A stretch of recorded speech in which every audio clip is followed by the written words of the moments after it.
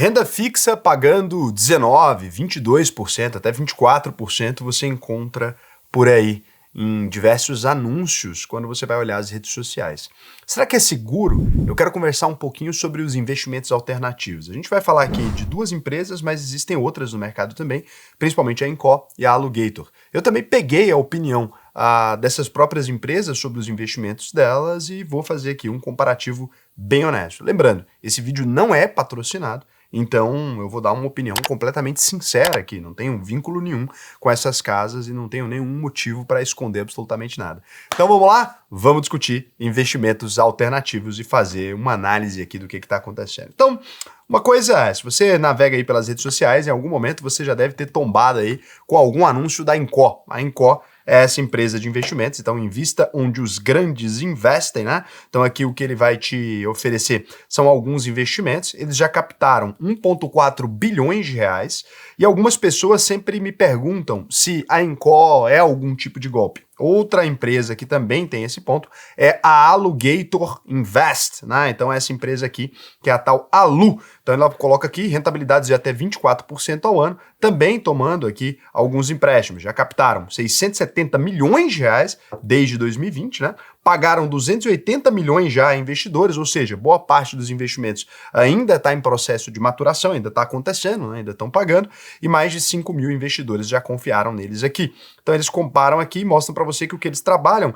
é com a CCB, Cédula de Crédito Bancário, né? Não confundir com CDB. E também aqui com debentures, e aqui eles utilizam o argumento, né, regulamentados pelo Banco Central e regulamentados pela CVM. O que são esses investimentos aqui? Qual o risco que o investidor corre e se vale a pena fazer esse investimento ou não? Vou deixar nas suas mãos, mas eu vou explicar aqui do que se trata. Bom, a primeira coisa que a gente pode analisar aqui, né, são os números que a Incó promete aqui realmente, né? Então, primeira coisa, 187% do CDI, a rentabilidade média da carteira da Incó desde 2018, né? Qual que é o risco efetivo disso aqui? É regulamentado? Não é regulamentado?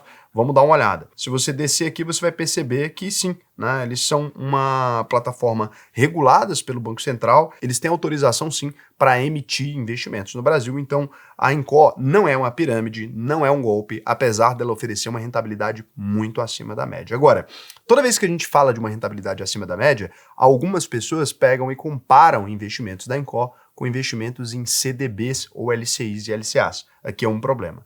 Quando a gente fala de CDB, LCI e LCA, são investimentos chamados os bancários, ou com Tesouro Selic, por exemplo, que é um investimento que você empresta dinheiro para o governo, né, para o Tesouro Nacional. Existe uma diferença de risco muito grande aqui que a gente precisa conversar. Então, quando você pega esses investimentos bancários, o risco quem está tomando é o banco. O banco pega, por exemplo, o seu dinheiro no LCI e ele empresta esse dinheiro para uma empresa de imóvel. A empresa vai construir um prédio ali, por exemplo, e ele empresta esse dinheiro para ela. Ou faz uma antecipação de recebíveis. Por exemplo, a pessoa tem ali para receber 10 aluguéis, né, ao longo do ano aí. Ele antecipa aquele aluguel para a empresa ali, o banco, né, e ele fica com essa carteira de crédito recebendo o valor pingado. Para fazer essa antecipação, ele cobra 20%, 25% ali, e ele te paga uma parte dessa rentabilidade por você ter emprestado dinheiro para ele. Se a empresa de imóveis quebrar aqui, que emitiu um LCI, o que acontece? O banco fica com prejuízo, correto? Mas o investidor que investiu na LCI, ele fica com prejuízo quando a empresa de imóvel quebra? Não, não fica com prejuízo de maneira nenhuma, porque o banco que vai ficar. Se o banco quebrar, o investidor, ele tem o FGC como segurança.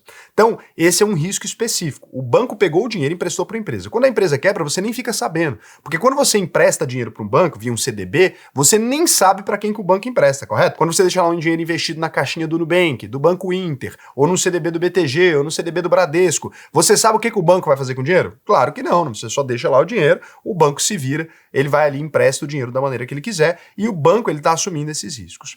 Aqui, na Incó, a ideia deles não tem nada de criminosa, não tem nada de errado, tá? Eu vejo muita gente tentar explicar isso aqui, e às vezes eu falo, não, é porque é perigoso, esses investimentos não regulados, não tem nada a ver, é regulado. O que a Incó faz e que ela vai possibilitar que você acesse isso junto com ela?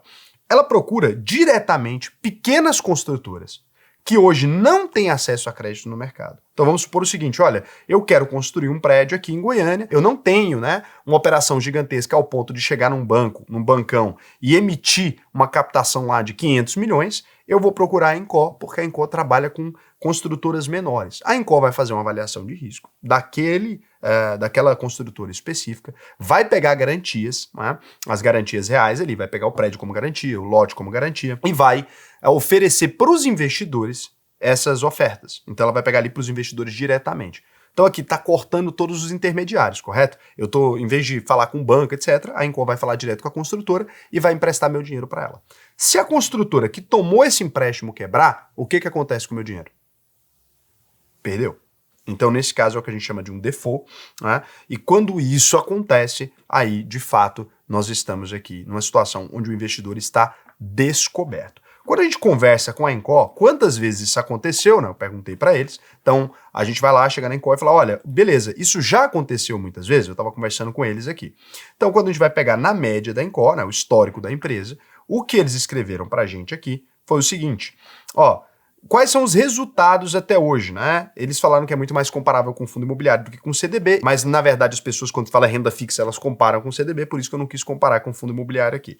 Então aqui essa é a resposta direta da Incor, tá? Vou deixar aqui para vocês, olha, vamos fazer a leitura juntos. Tem um áudio aqui de 4 minutos que o Daniel, que é um dos fundadores da Incor, me mandou, onde ele explica tudo isso que eu expliquei aqui para vocês, né? Mas aqui, no resumo dos dados, o produto comparável mais com fundos imobiliários do que com CDB, ou seja, é mais comparável com a renda variável do que com a renda fixa específica, na opinião da Incor. A forma de acesso à economia real, beleza. As operações são estruturadas com análise completa de crédito, eles fazem a análise, eles fazem a due diligence, né, que é essa questão de você verificar os dados, ver se a empresa é idônea, todo esse processo, compliance para ver se a legislação está tudo certa, se não tem nenhum tipo de crime ali dentro, e cadeia de garantias completas, desde garantias reais, como a alienação fiduciária do terreno, cotas da empresa, né, que vai construir, a SPE, que é uma empresa para finalidade específica ali, então, cessão de recebíveis, ou seja, quando a empresa receber alguma coisa, a primeira pessoa a ser paga vão ser os credores que emprestaram dinheiro, e aval dos sócios, a estrutura completa, padrão dos CRIs de mercado. Então, o mesmo padrão de qualquer CRI de um banco maior. Qual que é a diferença, então? Qual que é a diferença entre eu investir num CRI por meio do BTG Pactual, ou por meio da XP Investimentos, ou por meio do Banco Itaú, e investir num CRI por meio da Incor? As empresas que podem escolher, né, operar por um player maior, né, essas empresas, são empresas normalmente muito grandes. Então, quem emite um CRI pelo BTG Pactual, normalmente são empresas maiores, né? Empresas que têm bilhões em VGV. Empresa que tem 10 bilhões, 20 bilhões em VGV, muitas vezes até por ano. E quando a empresa vai escolher a Incor, é que ela é uma empresa menorzinha, que ela não consegue acessar o mercado de capitais. O que não tem nada de errado, ou seja, a Incor está possibilitando maior acesso ao mercado de capitais aqui. Aí você tem os recebíveis controlados, o acompanhamento da obra, eles fazem tudo isso, né? Lá na Incor. Quais são os resultados até hoje? Quantas vezes deu problema? Então, 98,3% dos pagamentos estão em dia. É o que eles disseram aqui, tá? Não tem acesso a verificar essa informação, acredito, não duvido não. A grande maioria do 1,7 foi do período da pandemia. Nos casos, a Incor faz todo o procedimento de cobrança e execução das garantias pelos investidores, né? Mas, realmente, se a empresa quebrar, não tem muito o que ser feito, né? Você vai pegar as garantias, vai vender o terreno e vai dividir o que sobrou ali. Em vez de você receber aquele valor contratado, você pode receber um pouco menos ou não receber. Resultado histórico de um investidor que investiu em todas as operações igualmente foi de 187% do CDI. Visão pessimista, considerando 0% de recuperação nas inadimplentes aqui. Então ele já considerou que tomou esse ferro se alguém tivesse investido em tudo. Ou seja, 1,4 bilhões captados, 480 mil investidores, próximo de 1 bilhão já retornados para os investidores. Ou seja, também ainda está em processo de maturação. Então não acabou. Eu acho que quando a gente tiver todas essas construções finalizadas, a gente vai ter um número mais fidedigno, porque a Incor existe há poucos anos, né? Então eu acredito que talvez esse número de inadimplência, talvez ele possa ser um pouco maior quando terminar. Porque, por exemplo, se eu emitir há 5 meses, eu estou adimplente, ok. Se eu emitir há 2 anos, eu estou adimplente, ok. Se essa dívida, né, no geral, ela vai ser por um pouco mais de tempo, pode ser que a gente precise esperar um pouquinho mais para ter acesso a quanto falta aqui, né? Então aqui, por exemplo, quando você vai investir, eu reparei que eles têm muitas ofertas de curto prazo, mas eles também têm muitas ofertas de mais longo prazo, né? De 40 meses, por exemplo. Então, seria uma oferta média de 3,33 anos. A Incor é uma empresa que ela foi fundada no ano de 2018, né? Mas o grosso do crescimento dela se deu no pós-pandemia ali, né? Dos últimos anos, porque aqui você consegue observar quanto que eles captaram. Ó. Nos primeiros anos de existência, eles captaram 10 milhões em cada ano, né? Aí em 2020, 40 247 milhões, aí em 2021 já foi melhorando, 187, em 2022 346 milhões, em 2023 544 milhões, e aí a gente vai vendo aqui quanto se deu essa captação, mas você percebe que o grosso, então, a gente está falando dos anos de 2024, 2025 e 2026. Então, eu acredito que a Anchor vai apresentar bons números, mas eu acho que esse 98 talvez ele tende a reduzir um pouquinho. Não diria que vai permanecer dessa mesma maneira, porque está maturando agora, né? O grosso dos investimentos, essa carteira, então, que ela tem ali de crédito, ela vai madurar nos próximos um ano, a gente consegue já ter alguns números mais legais. Pesquisando o histórico deles, eles trabalharam, né, em mesas de banco até, encontrei pessoas lá dentro que trabalharam, pedi recomendação para o mercado, conversei com pessoas de outras instituições maiores, né, e todo mundo me falou bem, olha, não tem nada de ilegal, não tem nada de incorreto aqui na operação deles, mas o único ponto é que esse risco não é comparável jamais com um CDB, não é comparável jamais, né, com LCI e LCA, então você precisa comparar as duas coisas. Quando você vai emprestar um dinheiro para a Anchor, então, você deve comparar com CRIs e CRAs de empresas talvez um pouco mais estabelecidas. E ainda assim, né, se você for na sua plataforma aí, a XP e o BTG são os maiores emissores, acredito, né, são quem mais tem CRI e CRA na plataforma, você vai encontrar CRIs ali de diversas empresas, que é um investimento bacana, já fiz um vídeo aqui de como você pode fazer uma análise de um CRI. Então, no caso da Anchor, ela faz essa emissão de CRIs e CRAs para construtoras pequenas, mas ela tem uma cautela ali, obviamente, porque senão já tinha estourado tudo, né? Se ela aceitasse emprestar dinheiro para qualquer um, ela não teria a existência desde 2018, obviamente a empresa estaria com um índice de inadimplência bem maior, né? Uma coisa que a gente pode fazer também, para não ficar refém somente da visão da empresa sobre ela mesma, que eu acho que é bacana, você dá uma lida no Reclame Aqui. Algumas pessoas, muitas vezes, investem na Anchor, eu acho que esse é um ponto da propaganda, não é um ponto da empresa específica, que você tem aqui, ó, relatos de atraso, normalmente de clientes que investiram, e aí esses clientes, eles não tiveram a parcela paga, e aí você vê uma determinada frustração. Então não é uma coisa de risco zero, né? Você tem algumas páginas aqui e vai ser sempre mais ou menos a mesma coisa. Você vai perceber que pessoas aqui estão falando do dinheiro travado ou de quando algum ticket para de funcionar, né? Então você percebe que voltando para trás você tinha mais problemas relacionados ao aplicativo e daí você começa a ter um outro problema relacionado a um CRI, CRA, né? E etc. Raul, se eu invisto num CRI pelo BTG Pactual ou pela XP ou pelo Itaú, eu estou isento dessa empresa quebrar? Não, né? A gente viu a Raizen, que é uma empresa gigantesca, emitir ali investimentos e você simplesmente também teve um problema. Só que o risco é menor, né? Quanto maior é a empresa para quem você está emprestando dinheiro, menor o risco dela dar um default. Mas aqui você percebe que existe sim, tá vendo? Ó, já estou com o pé atrás, resolvam isso, atraso no pagamento. Então, é possível de acontecer. Eu acho que uma coisa que não é legal, muitas vezes, né, e que poderia ser melhorada na comunicação, é muitas vezes você explicar os riscos dessa operação. Então, eu acho que assim, esse afastamento, talvez, dessa propaganda como renda fixa, né, fosse o ideal. Porque aqui você vê que muitas pessoas falam, o melhor investimento em renda fixa sem FGC que eu conheço, o Pedro H aqui. De fato, né, quando a gente vai falar de sem FGC ou sem as seguranças devidas, a Anchor, ela tem uma grande participação nesse mercado desses investimentos com uma rentabilidade maior. No geral, se a análise de crédito for bem feita, se a Anchor fizer um bom trabalho, esse investimento vai dar certo lá no final. Mas ele é comparável, então, muito mais a uma renda variável, né? Até na opinião deles mesmos, com um fundo imobiliário aqui, do que com uma renda fixa. Quando você pega isso lá no BTG ou na XP, lá na UVP Capital a gente tem CRI e CRA, não estou dizendo que a gente não tem, eu acho o investimento legal. A diferença que você vai ter aqui é uma rentabilidade um pouco menor, né? Ainda maior que um CDB, óbvio, né? Bem maior que um CDB, é isento de imposto de renda, é por isso que a rentabilidade é tão boa, porque você pega aqui, por exemplo, IPCA mais 12, né? Então inflação mais 12% ali. Imagina, no Tesouro estão pagando mais 8. Então você tem aqui, você está emprestando para a Adecoagro, você está emprestando para Tenda, são empresas maiores, IPCA mais 9, né? Mas com emprestando para Tenda, para a usina São Francisco, são as empresinhas, né, um pouco maiores. Para Camil, são empresas que você normalmente conhece, de capital aberto, para Redditor, que é de hospitais. Só que, olha, a rentabilidade não se compara, né, especificamente a da Anchor, porque você olha aqui, ó, inflação mais 8,01, ok, né? Você vai ter 4,5 mais 8, isento de imposto de renda, dá 12,5 líquido. Se você pegar um investimento que está rendendo 14,25, por exemplo, você vai ter que subtrair aí o 22, né? O 22,5. Então você vai ter uma rentabilidade aí de 11. Então você está pegando 1% a mais, às vezes está pegando 4% a mais, 5% a mais, ok, com um risco um pouco mais elevado. Quando você vai pegar lá na Anchor, pô, tá pegando 19%, né?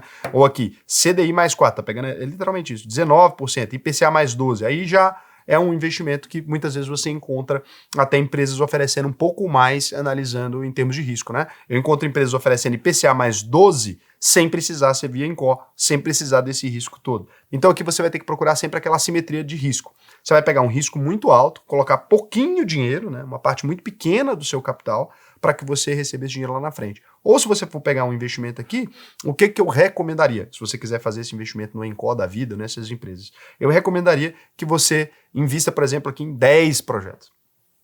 Em 5, 6 projetos. Se eu investir 12 mil reais, eu vou investir mil, né? Em vez de colocar tudo em um só. Por quê? Aí eu fico com aquela carteira de 187, se quebrar, né, por exemplo, eu não perco todo o capital investido. Acho que essa é uma estratégia legal. Eu, inclusive, falei com eles, né, conversei com eles, sobre a hipótese da gente colocar esses investimentos tudo dentro de uma cesta só.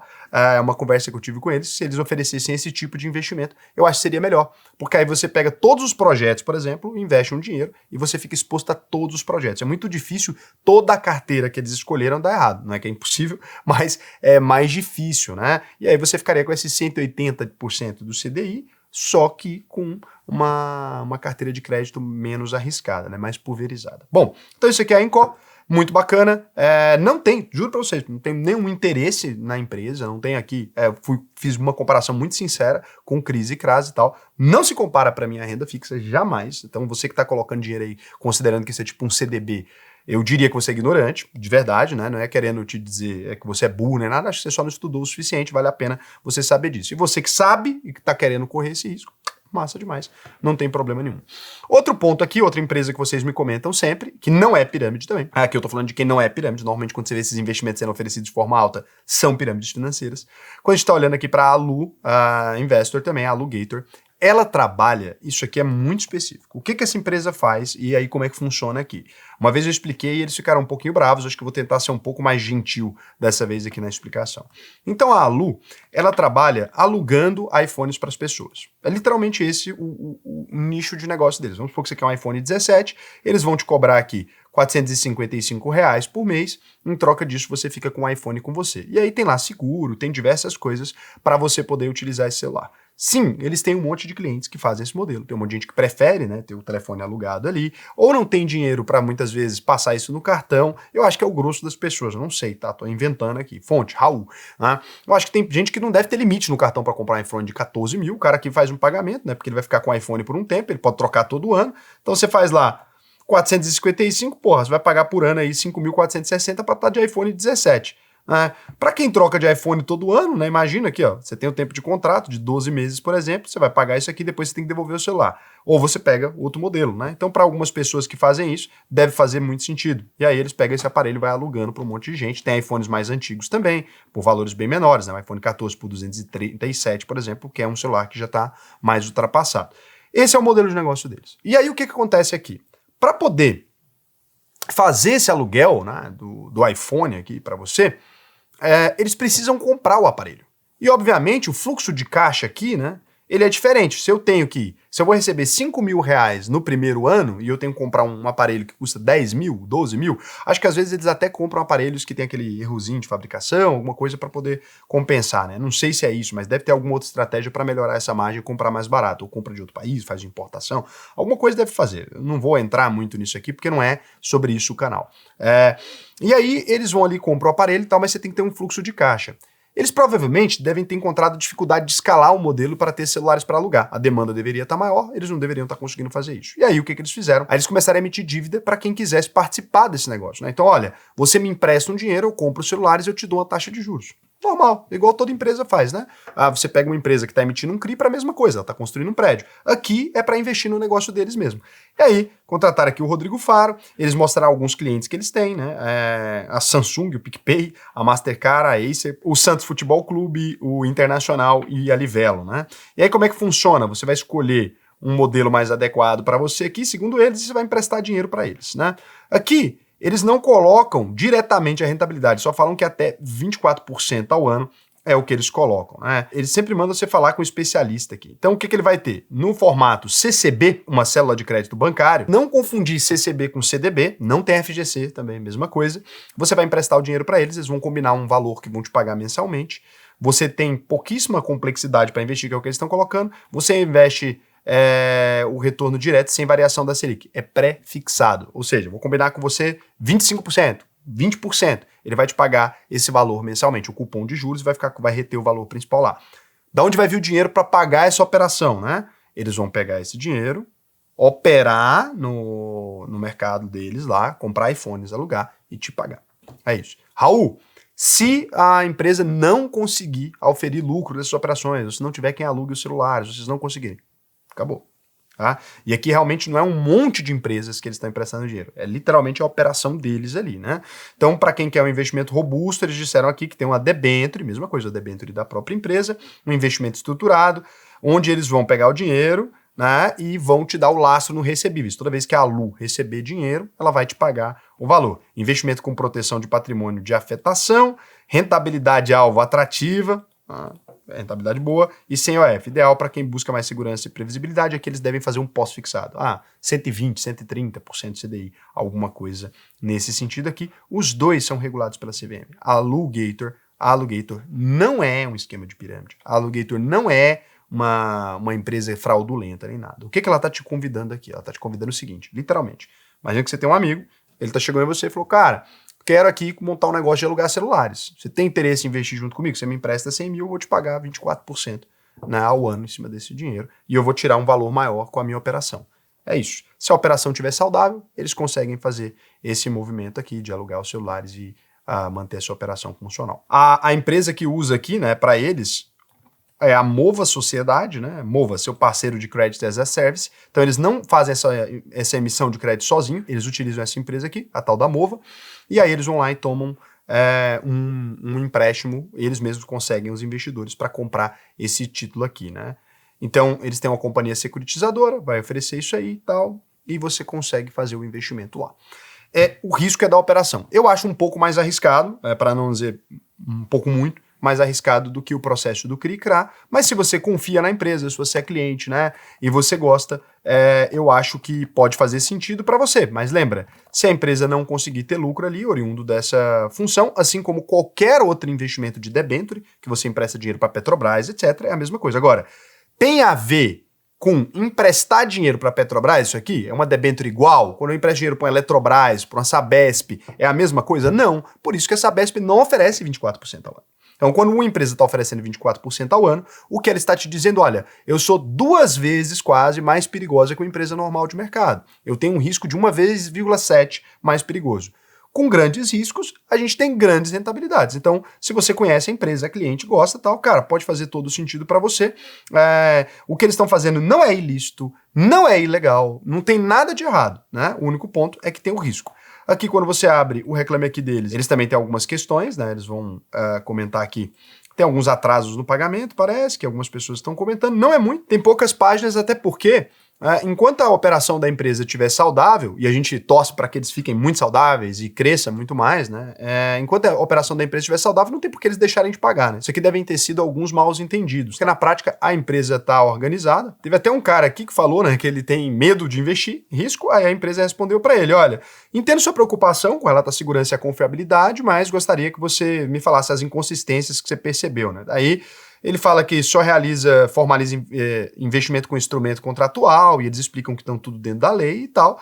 E óbvio, né? Que a operação tem laços com iPhones e notebooks. Eu acho que esse aqui, cara, é o ponto mais complexo dessa coisa toda.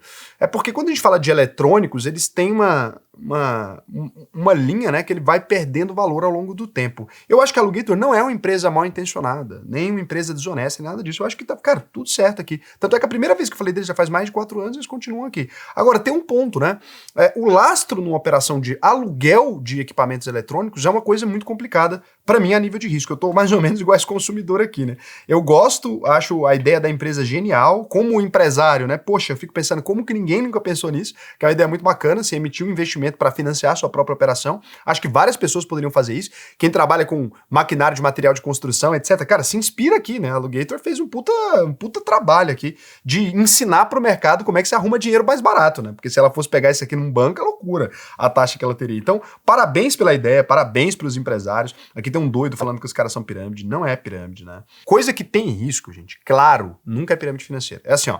Você me empresta 100 mil reais para eu contratar né, 5 barman fazer uma festa e aí a gente vai lucrar 200, se eu tô te avisando que eu vou tentar fazer isso, não significa que tem que dar certo. Isso é um ponto que algumas pessoas misturam aqui.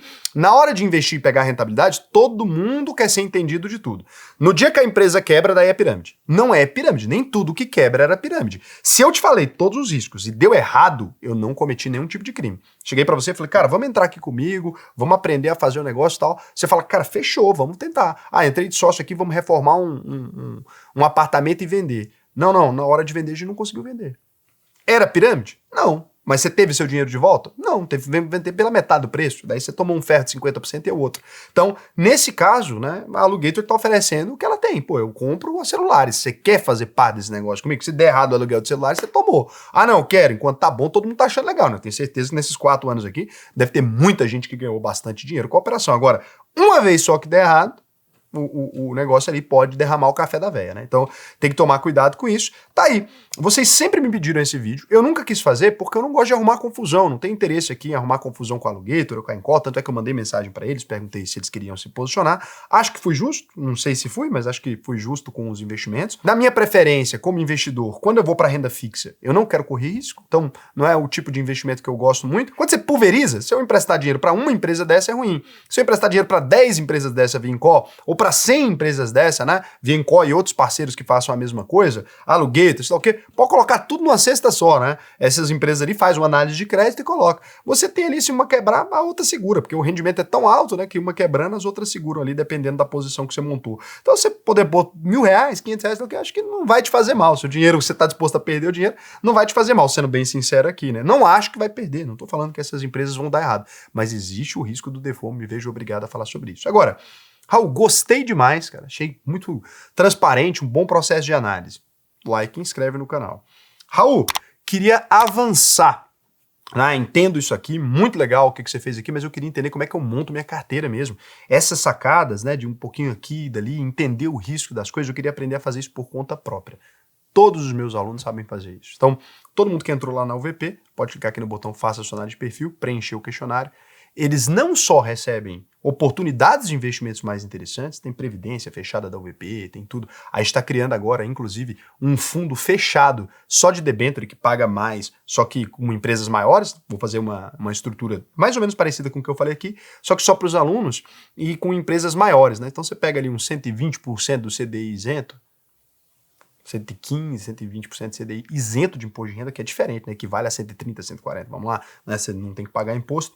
Se você quiser participar disso, a gente está construindo tudo junto. Lá na UVP a gente constrói tudo em público, fazemos juntos na escola. Se você quiser participar, tem que ser aluno. Por que você não deixa a gente investir na plataforma da UVP sem ser aluno? É porque os benefícios que eu ofereço lá, eu fechei em parceria com um bancão, né? E aí o banco ele vai falar, cara, você não vai competir comigo diretamente lá fora e sair captando os clientes todos aí, porque senão não tem jogo para eles, né? Agora, se eu faço lá dentro da plataforma, beleza, porque daí eu não estou divulgando os benefícios para todo mundo. Então, o maior problema é esse. Muitas vezes eu não falo aqui para vocês da UVP, Raul, por que não põe aberto para todo mundo? Cara, a UVP é a ponta de entrada para um iceberg gigantesco de informação de investimento, onde você aprende, tem consultoria, tem o Wealth, tem abertura de conta lá fora. Então, por isso que eu falo, vale muito a pena, cara. A UVP é muito barata, perto do que ela entrega. Não é barata para todo mundo. Se você é uma pessoa que tem pouquinho dinheiro, não vai fazer sentido para você a UVP, né? Eu ganho um salário mínimo, a UVP vai resolver meu problema? Não é que eu não quero, é que ela não vai resolver seu problema. Por quê? Porque você vai gastar mais dinheiro para montar a estrutura do que para ganhar dinheiro. Aí eu vou ficar com seu dinheiro todo. Então a UVP faz sentido quando você já é um cara de classe média, tô começando aqui a vida. Preenche o questionário lá que vai ser um prazer para mim ensinar a investir. Vocês acham que eu fui errado aqui em alguma coisa que eu falei? Pode falar, tá? Não tem problema nenhum, não.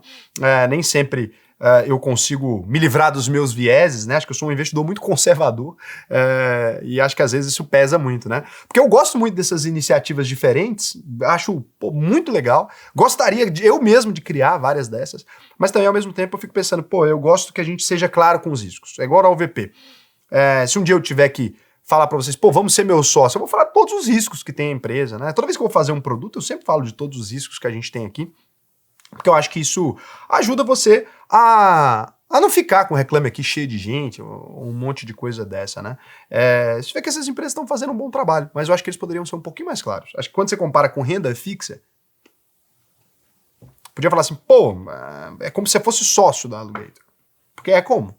Se a Alugator quebrar, É um sócio que fica só com dinheiro? Beleza, se a empresa der prejuízo, você continua ganhando, né, se ela conseguir rolar a dívida. Mas é mais parecido com ser sócio. A Anchor, na resposta para mim, acho que foi muito sincera. É comparável com o fundo imobiliário. Sim, mas na propaganda, renda fixa.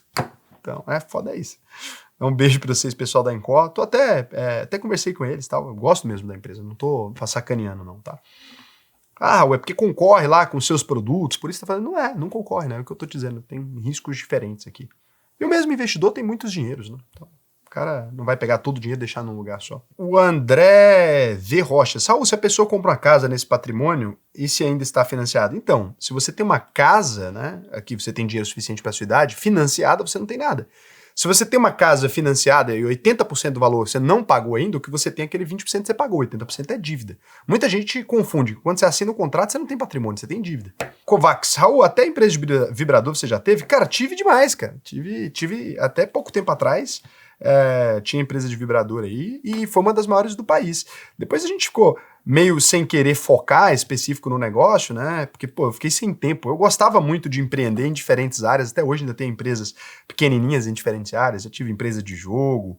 Inclusive, abraço pro meu amigo Daniel. Eu sou um dos fundadores, da Piqui Studios, que lançou um jogo chamado Mayday, Survival Island, né? Eu sou um dos fundadores da Piqui Studios, não do jogo. Não tive nada a ver com a participação, tá? O Daniel, que é meu sócio, ele que encabeçou tudo, era meu sócio, ele que encabeçou todo o projeto, um cara genial, mas lá no começo, primeira vez que o Daniel foi fazer um jogo para tentar ganhar dinheiro, o Monsters Escape, foi eu e o Daniel, fizemos lá juntinho, ajudei ele a formalizar o projeto, mas ele que era o desenvolvedor, que eu não tinha tempo, mas eu fui o primeiro capitalista da Piqui Studios. Hoje em dia já recebeu investimento de centenas de milhares de dólares, sei que lá, né? Ficou gigante, mas eu mesmo tenho muito orgulho de ter feito parte da história da empresinha lá no começo. Já tive empresa aqui de canal de YouTube de criança, que até hoje tá aí. Já tive, de curiosidade, todo mundo sabe, já tive site feminino, já tive site de tudo quanto é coisa, site de plantinha e tal, já fui um dos maiores vendedores de semente do Brasil. Eu plugava, eu era um marketplace de mudinha. Tive site de ciência, o conhecimento científico, muito legal, site de ciência, eu gostava muito. Tive empresa de sapato, vocês conhecem, a Raul Sena, divulguei aqui, né, foi junto com a gente fez uma parceria com a Ellie e a gente produziu um sapato, né, cara, um sapato muito legal, muita gente tem o sapato ainda, comenta aí, até hoje, a empresa acabou, eu não quis mais porque ficava com o meu nome associado ali, rodava muito anúncio, eu achava que ficava com minha cara em coisa nada a ver, segurando o sapato.